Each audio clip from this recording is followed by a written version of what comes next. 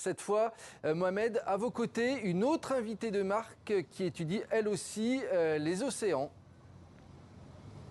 Absolument, Nicolas. Je suis avec une invitée, Aude Lebouris, géographe et biologiste marine. Bonsoir, merci d'être avec nous. Vous arrivez tout droit du Québec au Canada, où l'on regarde beaucoup, évidemment, TV5 Monde. C'est un plaisir de vous accueillir ici. Alors, vous êtes ici à l'invitation de l'Office franco-québécois pour la jeunesse. Vous êtes engagé à la fois dans la protection des écosystèmes marins, mais aussi des espèces dites vulnérables. Espèces vulnérables, par exemple? Juste si on pense au Canada et au Québec, le beluga dans le Saint-Laurent ou encore l'orque résident du Sud qui est un peu plus du côté de la côte ouest, donc du Pacifique. Donc, c'est deux espèces, on va dire, phares qui sont des cétacés et sont très menacées par, entre autres, l'aquaculture, tout ce qui est les barrages dans les rivières. Et au niveau du beluga, ça serait un peu plus pour le trafic maritime. Ça, c'est la faune. Et pour la flore, au niveau des océans, ça donne quoi? Si on pense juste à la Méditerranée, je vous dirais que tout ce qui est les herbiers de Posidonie, donc c'est vraiment un gros enjeu au niveau des côtes de la France aussi. Et bien entendu, les mangroves, tout ce qui est mangroves, tout ce qui est coraux. Souvent, on en parle moins des mangroves, mais c'est vraiment un écosystème très important qui sert aussi de barrière à l'érosion côtière. Comment ça se passe pour vous ici? C'est votre premier événement international sur l'environnement? En fait, j'étais présente à la COP16 à Cali avec une autre organisation canadienne.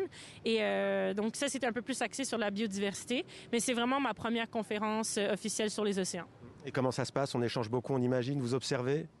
Oui, donc vraiment en tant qu'observatrice et vraiment là aussi pour en apprendre un peu plus sur tout ce qui se passe au niveau des projets communautaires, au niveau de l'inclusion des communautés autochtones dans tout ce qui est hautes instances politiques. Donc j'espère que c'est des choses qui vont ressortir de ce genre de conférence. Alors, est-ce qu'il est urgent d'agir? C'est évident, tout le monde est d'accord ici pour les océans, mais pourquoi, selon vous, vous avez un avis assez intéressant sur la question? C'est sûr que nous, je vais parler pour le Canada, exemple, mais on vit beaucoup plus tout ce qui est pollution et destruction du milieu terrestre et côtier. Mais tout ce qui se passe sous l'eau, on est moins connecté, on est moins au courant. Et donc, je pense que c'est vraiment important d'avoir des événements comme ça pour un peu parler de ce qui se passe sous l'océan, de l'exploitation qu'on en fait. On voit plus les dégâts sur Terre, dans les forêts, la déforestation, les arbres qui brûlent, les forêts qui brûlent, beaucoup moins dans l'océan. Alors, j'aimerais quand même une réaction sur ce traité sur la protection de la haute mer et de la biodiversité marine. Emmanuel Macron et d'autres officiels ici disent qu'on avance, qu'on progresse, 50 pays de plus qui vont le ratifier. Vous applaudissez? Absolument, oui, bien sûr. Et moi, je pense que aussi, je suis peut-être un peu plus au courant de tout ce qui est sur les eaux profondes. Donc, je sais que là aussi, il va y avoir des négociations sur un moratoire. Et c'est vraiment important que ça avance parce que, je veux dire... Un moratoire pour l'océan comme pour les baleines?